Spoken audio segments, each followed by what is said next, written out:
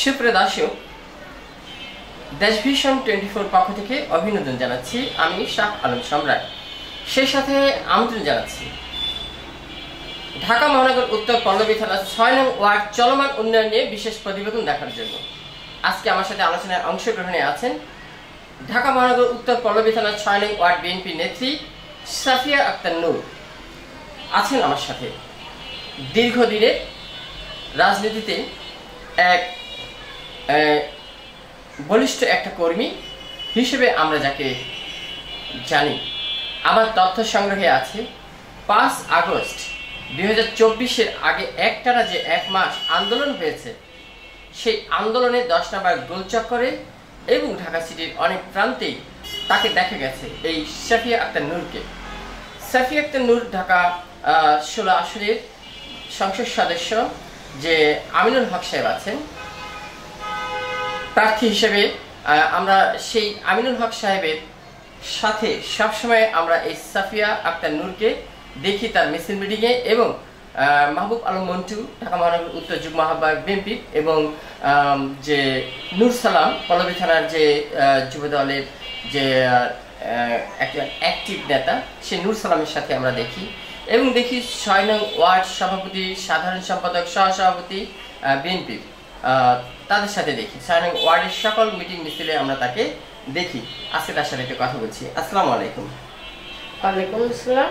ভালো আছেন? আমরা সবসময় আপনাকে দেখি এই মিছিল মিটিং এর রাজপথে।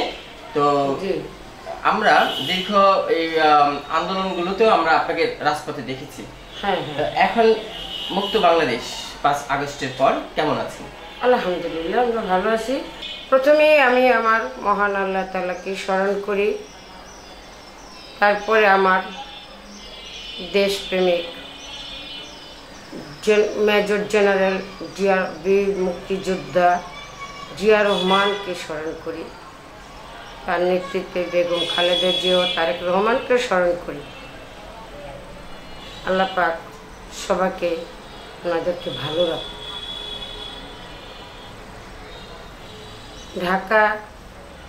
ঢাকা মহানগর উত্তর বিএনপি আহ্বায়ক আমিনুল হক ভাইকে আমরা এমপি হিসাবে মিরপুরের 16 আসনে দেখতে চাই। তার জন্য আমরা আসি এবং থাকব। তার যদি একটু এচর লাগে আমরা জীবন দিয়েও তাকে রক্ষা করার চেষ্টা করব। আমরা আসি এবং থাকব। ঢাকা মহানগর উত্তর বিএনপি যুগ্ম আহ্বায়ক মাহবুব আলম মন্টু, পল্লবী 6 নং ওয়ার্ড বিএনপি সভাপতি ফরহাদ, সেক্রেটারি তপন, 6 নং ওয়ার্ড বিএনপি সহ সভাপতি হেলাল ভাই, পল্লবী থানা যুব দল নূর সালাম। তারা রাজনীতিতে আছে আমিনুল ভাইয়ের সাথে আছে, তারা থাকবে, আমিও তাদের সাথে আছি।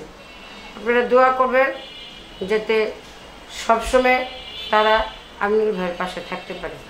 ঢাকা মহানগর উত্তর শ্রমিক দল মাসুদ সাহেব সভাপতি, সে আমার বড় ভাই, আমাকে রাজনীতি সব ব্যাপারে আমাকে সে হেল্প করে।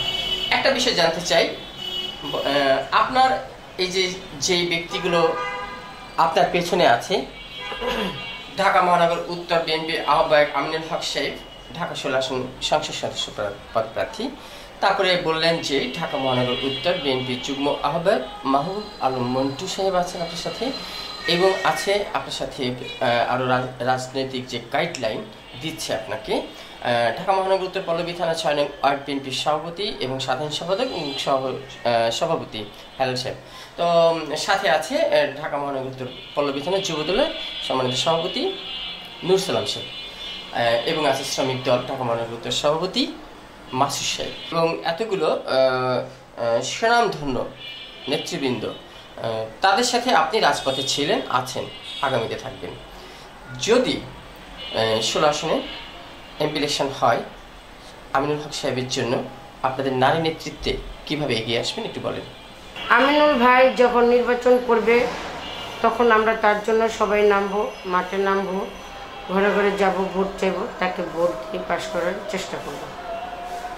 আচ্ছা, যদি আমিনুল ভাই বিজয়ী হয়ে আসে এমপি হিসেবে, তো তখন আপনারা কর্মী হিসেবে যে এই যে মাদকমুক্ত সমাজ গড়ার ব্যাপারে কি সিদ্ধান্ত নিয়েছেন?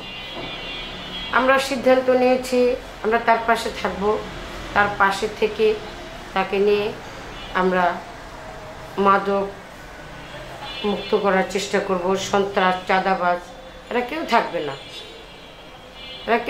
না, এরা সব উচ্ছেদ হয়ে যাবে। আচ্ছা, একটা বিষয়ে জানতে চাই যে এখন আওয়ামী সরকার নেই, এখন বিএনপি সারা বাংলাদেশে যেভাবে সুন্দরভাবে গুছিয়ে আসতেছে, দেশকে সুন্দর করে গুছিয়ে নেওয়ার জন্য, রাষ্ট্র ক্ষমতায় আসলে বিএনপি আবার সরকার গঠন করবে, দেশ চালাবে। তো এই যে 24-এর আগে, যে 2024-এর আগে যে এই যে একটা মাস যে কত মানুষ হত্যা হলো, এই বিষয়ে এখনো পর্যন্ত আমরা ঠিকমতো বিচার দেখছি না। একজন নাগরিক হিসেবে আপনি বলেন তো, এটা ঠিক হচ্ছে? এটা ঠিক হচ্ছে না, আমরা বিচার চাচ্ছি। বাংলাদেশের নাগরিক হিসাবে আমাদের বিচার চাওয়া আমাদের কর্তব্য। এই যে কত মায়ের সন্তান আহত হয়েছে, নিহত হয়েছে, শহীদ হয়েছেন, কত মায়েরা স্কুলে বাচ্চাকে নিয়ে গেছে, ফিরে আর আসতে পারেনি বাচ্চাকে নিয়ে। এই যে আবু সাহেদ মার বুক থেকে চলে গেল, সে বাধা দিতে এসে হত্যার বিচার পেলাম না। কিন্তু আমি চাই হত্যার বিচার চাই এবং দেশে নির্বাচনও চাই। এমনকি তারেক রহমানকে আমরা বাংলাদেশে দেখতে চাই। এখন এটা ডাক্তার ইউনূসের কাছে আমার আবেদন। ডাক্তার ইউনূসে এটা কি করতেছে তা আমরা জানি না, কিন্তু ওনার 200 এই গুন্ডা বাহিনী, আওয়ামী লীগ, শেখ হাসিনাকে এবং যারা যারা অপরাধী তাদেরকে এনে তার বিচার করা উচিত এবং নির্বাচন দেওয়া উচিত। আচ্ছা আচ্ছা, ধন্যবাদ। আপনি কি মনে করেন যে নির্বাচনটা অনেক দেরি হয়ে যাচ্ছে, কাছে আসলে একটু ভালো হতো না? হ্যাঁ, নির্বাচনের জন্য অনেক সমস্যা হয়ে দাঁড়াচ্ছে, নির্বাচনটা দিলে ভালো হতো। আমরা চাই সুস্থ সুন্দরভাবে নির্বাচনটা আসুক এবং আমরা সবাই হাতে হাত মিলিয়ে বাংলাদেশটা সুন্দর করে গড়ে তুলি। এই আমিনুল ভাই সবসময় সে ঘুমায় কম, ঘুরে বেশি। মাঠে কর্মীরা কি করতেছে, গরিব দুঃখীরা কি করতেছে, দিন মজুরি যারা রিক্সা চালায় তারা কিভাবে চলতেছে, সবার খোঁজ খবর সে নিচ্ছে এবং অসহায় মানুষদেরকে সাহায্য করতেছে। মেডিকেলে যাচ্ছে, সে অসুস্থ মানুষকে দেখছে, অসুস্থ মানুষ তার কাছে কেউ গেলে সে কখনো খালি হাতে ফিরায় না। তারপর উনি এবার বিশেষ করে আমি একটা কথা বলতে চাই, জানি না আপনারা কিভাবে নেবেন কথাটা। 71-এর যুদ্ধ এখনকার যুগের মানুষ তো দেখে নেই, আগের যুগে যারা ছিলেন তারা দেখেছেন, 50-এর উপরে বয়স যাদের তারা দেখেছেন। শেখ হাসিনা তখন কোথায় ছিলেন? পালিয়ে গিয়েছেন লন্ডন, সে লন্ডনে ছিল। আর আমাদের বেগম জিয়া এই দেশে কি করেছে, সে 71-এর যুদ্ধে কি না হারাইছে, সে তার জীবনে অনেক কিছু হারিয়েছে, তার স্বামী, তার সন্তান, সে তো দেশ ছাড়ে নাই, সে তো দেশ থেকে পালায় নেই, আমাদের মাঝেই আছে। সে শুধু বীর মুক্তিযোদ্ধা না, সে ডবল মুক্তিযোদ্ধা।